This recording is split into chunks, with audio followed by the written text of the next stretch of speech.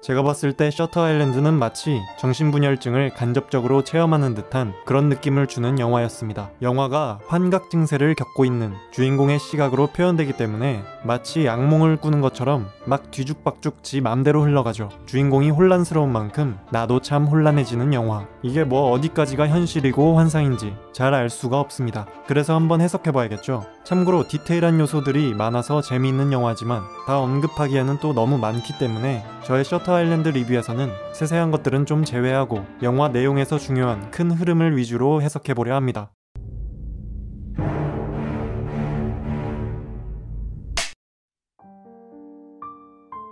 일단 영화 셔터 아일랜드가 들려주는 이야기가 무엇인가 제가 봤을 때 정리해보면 이렇습니다. 2차 세계대전 참전 군인이었던 주인공은 고향으로 돌아와 보안관으로 일합니다. 그에겐 아내와 아이 셋이 있었고 도시의 아파트에서 살고 있었죠. 어느 날 조울증을 앓고 있었던 아내가 집에 불을 지르고 자살을 시도하게 되는데요. 다행히 아이들과 아내는 무사했고 이로 인해 호숫가의 집으로 이사하게 됩니다. 제가 봤을 때 호숫가 옆이라면 화재로부터 좀 안전할 거라고 생각한 것 같습니다. 하지만 이사한다고 해서 문제가 해결된 건 아니죠. 그의 아내는 반드시 치료가 필요했지만 술에 빠진 그는 주변의 조언을 무시한 채 아내가 아픈 것을 대수롭지 않게 넘겼습니다. 그러다가 결국 어느 날 아내가 아이 셋을 익사시키는 정말 충격적인 일이 벌어졌고 아내는 주인공에게 자신을 해방시켜달라 말합니다. 결국 주인공이 직접 아내를 총으로 쏴 살해하는 비극이 벌어졌죠. 아내를 제대로 돌봐주지 않았고 아이들을 지켜주지 못했다는 죄책감과 자신의 손으로 직접 아내를 죽인 사실을 도저히 받아들일 수 없었던 주인공은 결국 미쳐버렸고 중범죄를 저지른 정신병 환자들을 치료 및 수감하는 시설인 셔터 아일랜드로 오게 되죠.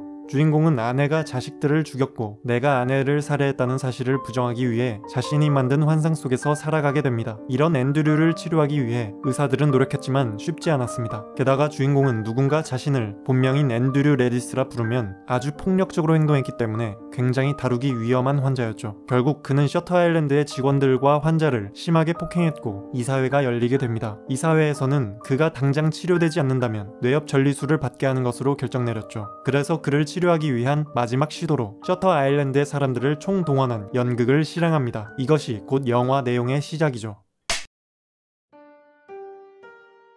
주인공은 실종된 환자를 수사하러 온 보안관 역할, 그리고 주치의였던 시안 박사는 주인공의 수사 파트너 역할로 배를 타고 셔터 아일랜드로 정박하면서 이 거대한 연극은 시작됩니다. 주인공의 환상은 이렇습니다. 자신의 이름은 에드워드 다니엘스, 애칭은 테디인 듯 합니다. 정의로운 참전 군인이자 보안관이죠. 아내와 사별했고 자식은 없습니다. 흉악한 방화범 앤드류 레디스가 지른 불 때문에 자신의 아내가 죽었고 그 앤드류 레디스는 이 셔터 아일랜드에 수감되었다고 들었습니다. 그래서 이 수사에 자원했죠. 수사해야 되는 실종된 환자의 이름은 레이첼 솔란도. 그녀는 자식들을 익사시키고 셔터 아일랜드로 왔다고 합니다. 그리고 테디는 전쟁에 참여했던 것이 큰 트라우마로 남았는데요. 다카우 수용소에서 죽은 사람들을 미처 다 못 구했다는 것과 항복한 경비병들을 쏘아 죽인 것에 대한 죄책감이 남아있었죠. 그는 그 죄책감 때문에 반복된 악몽을 꿉니다. 그리고 수사를 진행하다 보니 이 섬에는 뭔가 음모가 있는 것 같습니다. 바로 반인륜적인 인체 실험이 이루어지고 있는 것이죠. 여기까지가 주인공의 환상이고 현실은 이렇습니다.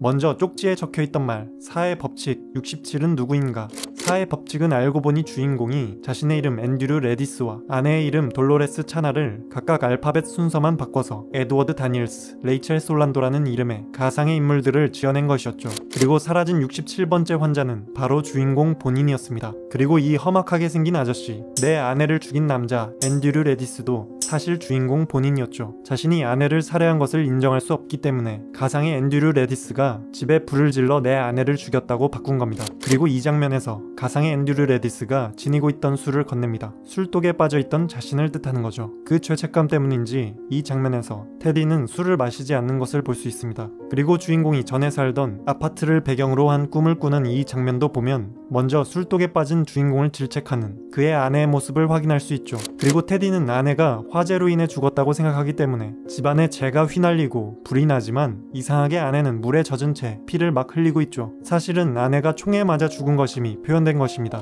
그리고 이 장면에서 주인공은 아내와 사별했다고 말합니다. 살던 아파트에 화재가 났는데 이로 인한 사망자는 4명이고 아내는 불 때문이 아니라 연기로 인해 질식사했다고 말하죠. 주인공은 내 아이들이 죽었다는 사실도 인정할 수 없기 때문에 테디는 자식이 없다고 생각했고 대신 이웃 중에 누군가 죽은 것처럼 바꾼 것이죠. 사실은 아이 셋과 아내가 죽었기 때문에 사망자는 총 4명인 것입니다. 그리고 주인공이 아내가 연기로 인해 질식사했다고 특별히 강조하는 이유는 제가 봤을 때 아내가 최대한 고통 없이 죽었기를 바라는 주인공의 마음이 투영된 것 같습니다. 그리고 이 장면에선 주인공이 참전 군인이고 전쟁 중에 다카우 수용소에 갇힌 사람들을 해방시켜준 것은 맞으나 아마 그곳의 경비병들을 아무도 죽이지 않았을 거라 말합니다. 즉 경비병들을 학살하는 이 장면이 사실은 주인공의 상상일 거라는 겁니다. 이 영화의 특성상 어디까지가 환상이고 현실인지 확실하게는 구분이 안 되기 때문에 그렇다면 권총 자살을 시도했다가 실패한 수용소의 사령관이 나오는 이 장면도 주인공의 상상일 수도 있다는 거겠죠. 근데 제가 봤을 때 중요한 건 이게 주인공의 상상이든 진짜든 상관없이 주인공이 이 장면의 기억을 떠올린다는 것은 아내와 자식들이 죽은 비극과 뭔가 관련이 있다는 것입니다. 그렇다면 자살 시도를 실패한 사령관은 자살 시도를 실패했던 아내로 대입하여 해석해 볼 수 있죠. 주인공은 수용소에 도착하기 전에 이미 죽어서 미처 살리지 못한 사람들을 보며 죄책감을 느낍니다. 이것은 사실 밖에서 일하다가 집에 돌아오기 전에 이미 죽어버린 자식들을 미처 구하지 못했다는 죄책감이었던 거죠. 꿈속에서 주인공에게 왜 날 구해주지 않았냐고 원망하는 것은 수용소에서 죽어간 어떤 아이가 하는 말이 아니고 바로 자신의 딸이었습니다. 그리고 나치가 만든 다카우 수용소의 사령관과 경비병들은 포로들을 죽게 한 사람입니다. 여기서 경비병에는 아내를, 포로들에는 아이들을 대입해서 해석할 수 있죠. 그러니까 주인공이 항복한 경비병들을 쏴 죽인 것은 사실 자신의 아내를 쏴 죽인 것을 뜻한다고 해석할 수 있습니다. 자신이 총으로 아내를 죽인 것을 부정하기 위해 나치의 경비병들을 죽인 것으로 바꾼 것이죠. 나치 사령관이 나오는 장면으로 다시 돌아가 보면 주인공이 권총을 발로 밀어가지고 약간 떨어뜨려 놓는 것을 볼 수 있는데요. 이 장면과 행동을 한번 자세히 뜯어보죠. 제가 봤을 때 이것에 대한 두 가지 해석이 가능하다고 봅니다. 이 행동을 간접적인 살해냐 아니면 방관으로 볼 것이냐, 그러니까 어느 관점에서 볼 거냐 차이인데요. 첫 번째로 직접적이진 않지만 결국 상대가 죽도록 의도했다는 점에서 이 행동도 살해라는 관점으로 해석해 본다면 제가 봤을 때 나치 사령관의 죽음을 회상하는 장면과 아내의 죽음을 회상하는 장면, 이 두 장면의 전개가 꽤 비슷해 보입니다. 한번 매치를 시켜보죠. 먼저 실내로 들어와 모자를 벗습니다. 다음 신체가 망가진 사령관과 정신이 망가진 아내가 보입니다. 둘 다 머리 쪽이 문제가 있다는 공통점이 있죠. 그리고 신체적, 정신적으로 거의 죽어가고 있습니다. 그 다음 사령관으로 인해 죽임을 당한 포로들과 아내로 인해 죽임을 당한 아이들로 향한 주인공의 시선을 볼 수 있습니다. 그리고 죽음을 목격한 주인공은 상대를 보고 증오하는 표정을 짓습니다. 다음 사령관과 아내 둘 다 스스로 죽기를 원합니다. 그리고 사령관의 총을 치우고 아내에겐 방아쇠를 당깁니다. 방식은 다르지만 주인공이 상대를 죽도록 의도했다는 점은 같습니다. 방식이 다른 이유는 주인공이 봤을 때 나치의 사령관은 나쁜 사람이므로 고통받는 시간을 늘리는 방식을 택했고 이와 달리 아내는 사랑했던 사람이므로 고통의 시간을 줄여주는 방식을 택했다고 볼 수 있죠. 그 다음 결국 둘 다 주인공의 눈앞에서 목숨이 끊어집니다.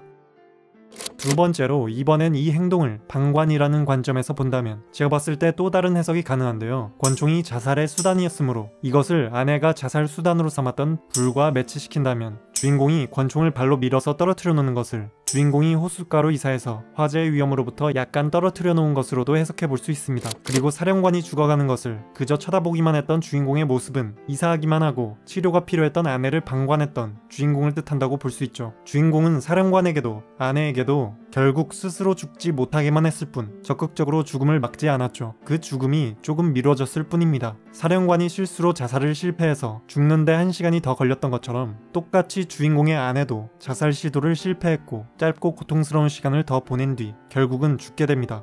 근데 두 가지 해석들을 별개로 볼 건 아니고 결국은 복합적으로 봐야 한다고 봅니다. 결론적으로 제가 봤을 때 다카우 수용소에 관한 회상 장면들은 모두 주인공이 치료가 필요한 아내를 방관했고 결국 아내와 아이들이 죽게 된 비극적 사실이 투영된 장면들입니다.